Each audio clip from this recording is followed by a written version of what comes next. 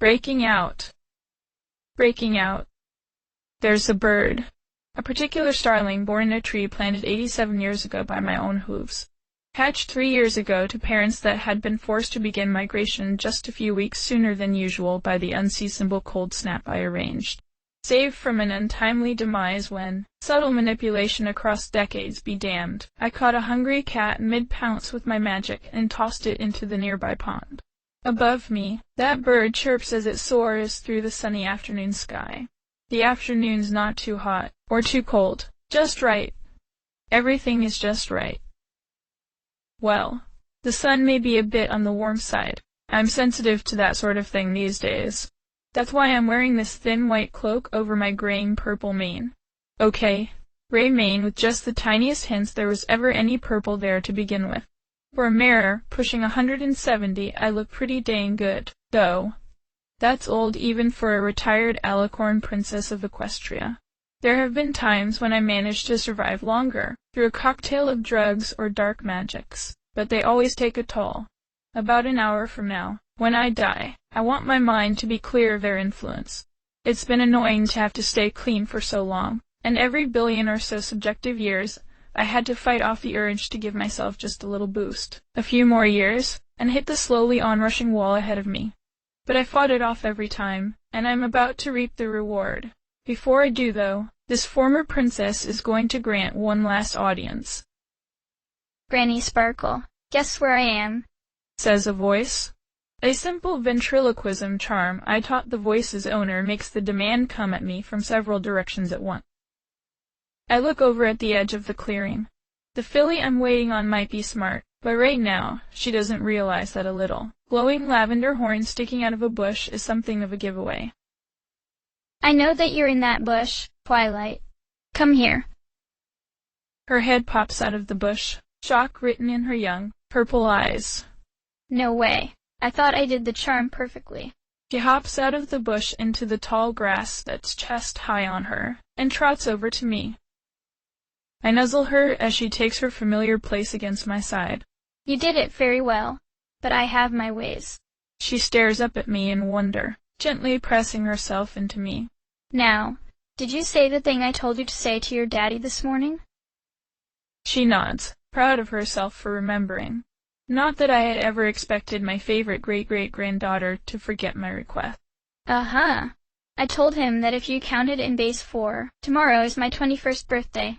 She frowns. I don't understand why that made him choke on his porridge, though. I chuckle. It's because you made him feel old. Sweetie, don't worry, he'll be okay. Oh, says Twilight, not really understanding. Do grown-ups always feel old? Some of us more than others, I reply. I look down on her, and while she's smiling, I can still tell there's something troubling her. What's wrong, Twilight? She turns her head up to me, amazed again at my simple deduction. I just love watching her be thrilled and surprised by every new thing, experiencing the world for the first time. Well? She begins before she turns her head down and away. There's a colt at school. He said mean things about you and I don't like him. Really? What did he say? I ask as I stroke her mane. He said that his daddy says that you're crazy and you talk about things that never happened. That I shouldn't listen to anything you tell me. So I sort of punched him in the face. She admits, preemptively shrinking away from my disapproval. Twilight, that was not the right thing to do. I say, frowning at her. But he was. No buts. If you see him again, you tell him that you're sorry for what you did and you forgive him for what he said. What he said was wrong, though. Why should I forgive him? It's very important to be able to forgive ponies for hurting you, Twilight. Every pony makes mistakes, and every pony does things for a reason. Acting out like that when you don't understand both sides of the story can make you do things that you can't always take back. Besides... And at this I smile and wink at her, lowering my voice and leaning in like I'm taking her into my confidence, as if what I'm about to say should never go farther than the two of us. You don't get as old as I am without being at least a little bit loopy. Twilight breaks into happy giggles. She might not get the joke, not really, but she loves feeling like she's just been let in on some gigantic secret about how the world works. She's so like me when I was her age.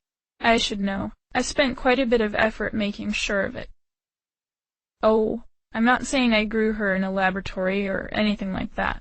And if I'd left everything to chance, the odds of my daughter's son's daughter's daughter expressing so many of the same phenotypes and personality quirks I did at her age is something on the order of 1 in a quintillion.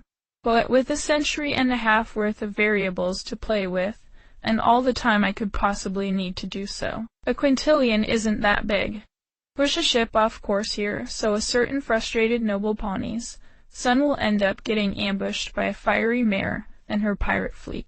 Discard a banana peel in just the right place, so that the sprinting tomboy staring upwards to catch a hoofball goes careening into the bookworm, who didn't see her in time to move out of the way. Just so that the two of them share a hospital recovery room for the rest of the summer and a bed for the rest of their lives. And when all else fails, sabotage a condom.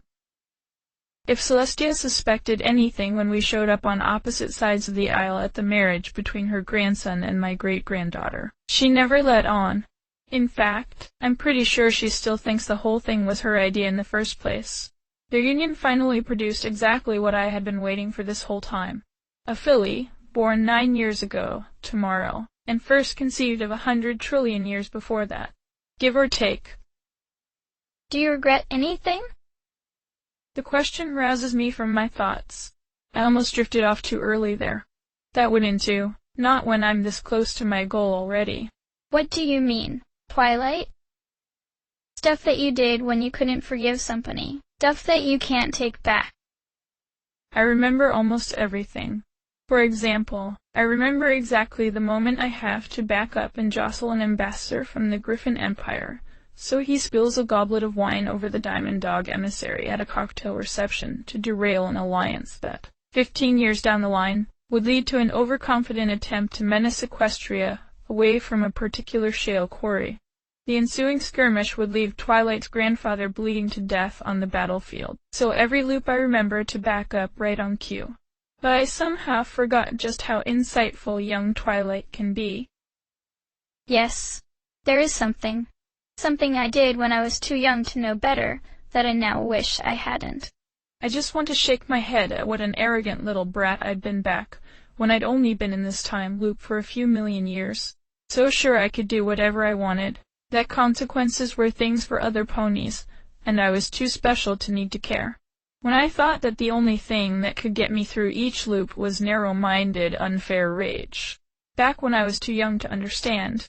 I never found out what happened to the pony I took that out on, to my eternal shame. She never did return in any of my loops. I'm so sorry, Twilight, I mutter. Huh. For what, Granny? For waiting this long to give you your birthday present. Of course. I don't think you should wait until tomorrow to open it. I say. Twilight's confusion is instantly obliterated by excitement as I hover the wrapped gift over, and she tears into it with her hooves as I watch. A baseball bat? I call him Home Run. I say. I cast my eyes over the shiny, varnished wood, enchanted to resist the wares of time, of course. Hi, Home Run. I'm Twilight. We're going to be best friends, says Twilight. I ruffle her mane. It's just a bat, Twilight.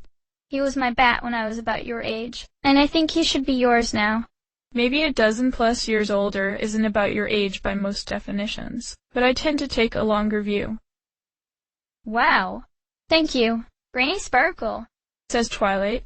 She grunts and strains to lift it and begins swinging it around wildly. Twilight slips in the middle of one of her swings and the bat drops lower, suddenly on the perfect course to clobber me in the head. I drop under it at the last second, joints and muscles screaming as I push them harder than I have in decades. I'm sorry, old friend. No more loops, I think to myself. Granny, are you? Did I? I'm just fine, Twilight. Now come, I'll show you how to hit a baseball. We spend the next 45 minutes or so playing together in the clearing, as I show Twilight the proper way to hold a bat in her magic, and slowly levitate a few balls towards her for her to hit. I think I could stretch that window of time out for centuries and never grow tired of it. But in the middle of one pitch my magic falters under the strain and I collapse. My body is failing me, organ by organ.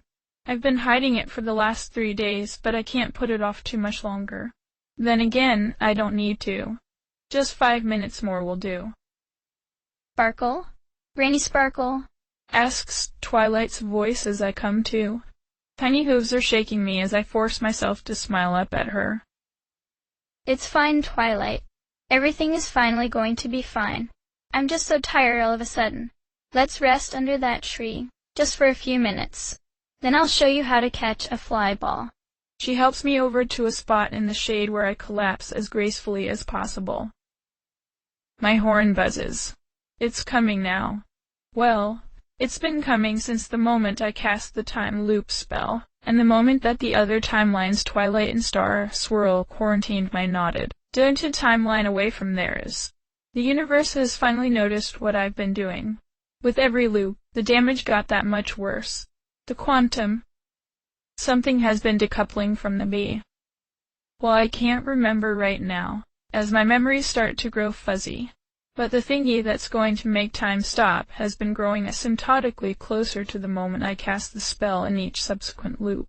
Both princesses know it's about to happen, along with maybe a half a dozen of the foremost minds on the planet. All were sworn to secrecy to prevent mass panic when we couldn't figure out a solution. Or more accurately, when they couldn't figure out a solution and I chose not to help. It's taken so long for me to achieve an overlap between my lifespan and the big stop. Once I'm stopped, I can't die. If I can't die, I can't go back. I just have to hold on long enough to reach it. I love you, Twilight. I've told her that 10,000 times, but not enough. I reach for her as my vision starts to fail at the edges, and I begin to slip away, but I grope around in vain. No. Where is she? I want her with me at the end. I need her to forgive me, to promise me that she lived a long and happy life doing things I can't even imagine in her timeline, to whisper me the story of what she created from the wealth of other possibilities open to her. Just when I'm about to give up hope of finding her, of ever getting the closure I want, something unexpected happens. 2 tiny lips press down on the tip of my muzzle. With just seconds left, I hear Twilight speak to me for the last time. I love you too. I've done a lot of bad things, some of them unforgivably terrible. But if the last 2 sensations I'll ever feel are surprise, and that I'm loved, I must have done a whole lot more right. The shroud of death lowers over me, and time stops. Well, that worked. Author's notes. Link to the sequel spin-off reboot from Cloud Kicker's POV. End of chapter.